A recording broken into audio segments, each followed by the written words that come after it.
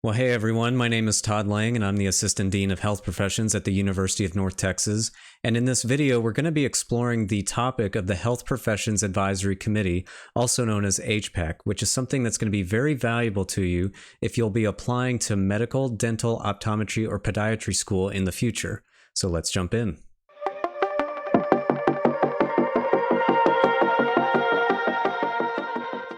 All right, so what is a committee letter of recommendation? Well, a committee letter is a comprehensive and objective evaluation of your candidacy for admission to health professional schools.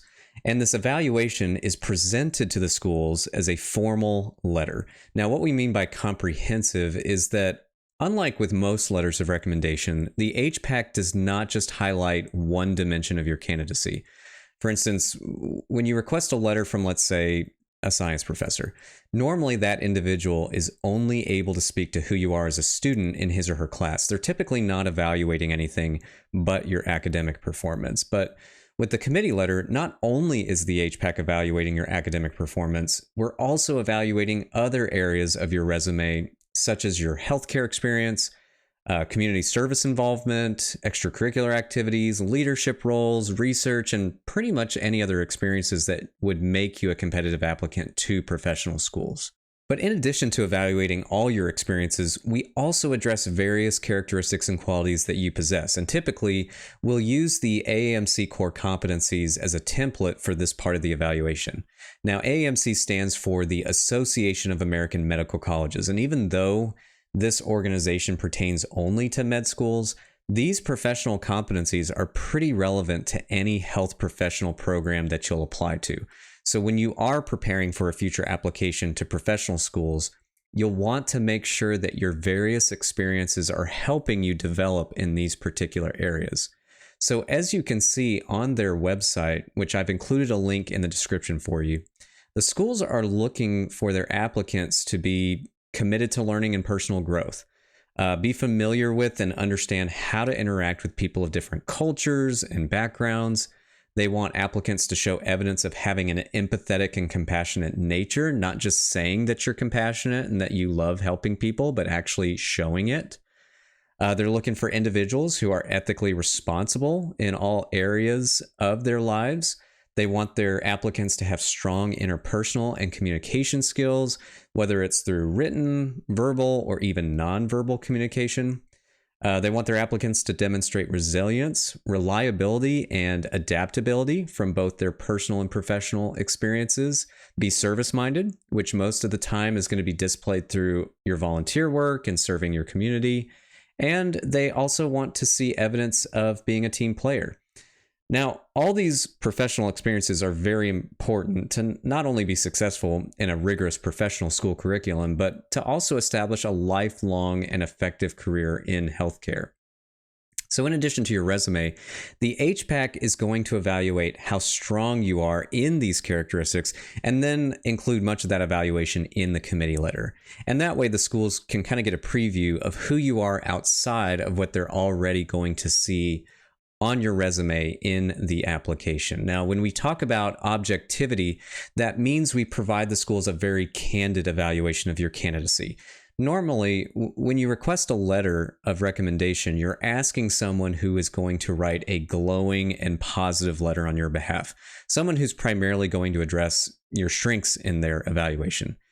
But in addition to letters speaking to your strengths and unique experiences, which is still very important, by the way, the schools are also looking for a letter that acknowledges there are some areas in which you need to grow. And doing so really enhances the legitimacy and strength of the letter. And it provides that holistic evaluation that schools are looking for. And so that's what the HPAC provides. Not only do we provide a thorough and honest evaluation, but we also minimize bias by having you interview with two individuals in addition to receiving a final evaluation at the annual committee meeting that usually takes place each May. And finally, the committee letter is going to help you tell your story. Now, keep in mind that this letter is very individualized. There is no generalized template that we use to write everyone's letters, just so that we can save time and energy. Each letter is actually tailored specifically to the candidate. And in addition to discussing your various experiences, personal characteristics, and professional competencies, oftentimes we'll present some of your story and background. And that way, the letter is more personalized and helps you stand out amongst all the other applicants. Now, obviously, you're already presenting your story in the personal statement and the other essays you have to write.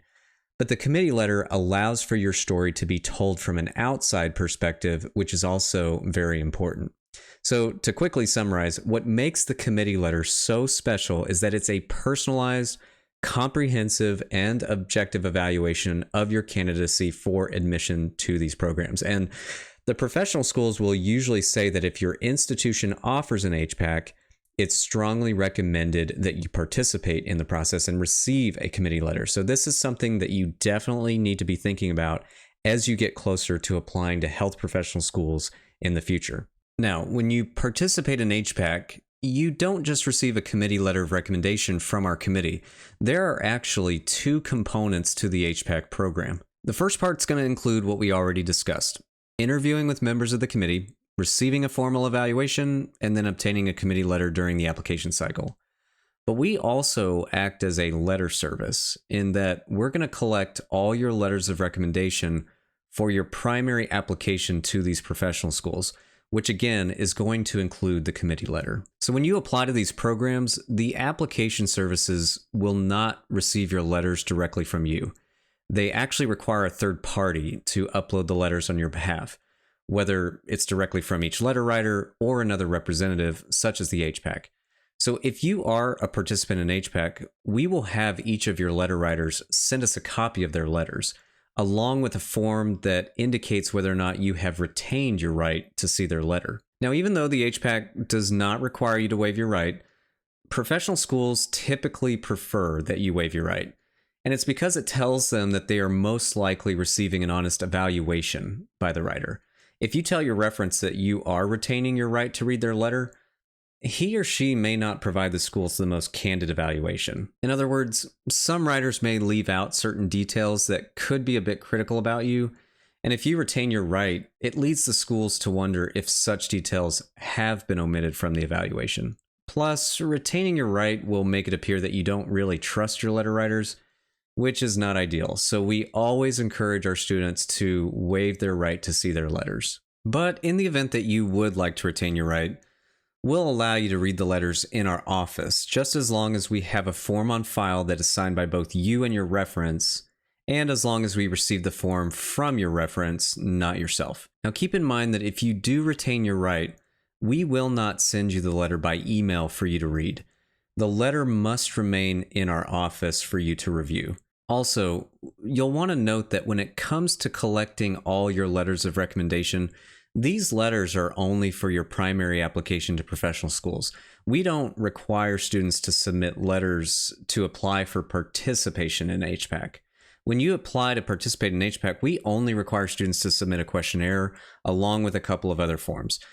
Participating in HPAC just allows you to be considered for the committee letter and have the program collect all your other letters that will be ultimately submitted to your professional school application in the summer that you apply. And just to let you know, the one document that we upload to your professional school application, that's called the committee letter packet, which will include a committee letter and up to 5 individual letters. And those letters could be from science professors, non-science professors, healthcare professionals, volunteer coordinators, supervisors, etc. Now, in a separate video, we will review how to qualify for HPAC. We're going to present you the timeline for receiving a committee letter and provide detailed instructions on how and when to collect all your letters as an HPAC participant. Well, I hope this video was very helpful for you in better understanding UNT's Health Professions Advisory Committee. For more information on HPAC, please visit our website, which I've included in the description for you. And if you have any specific questions, don't ever hesitate to contact us at healthcareers@unt.edu. Or if you're a current student, please feel free to schedule an appointment with us through the EAB Navigate portal. But for now, take care, stay safe, and we'll see you soon.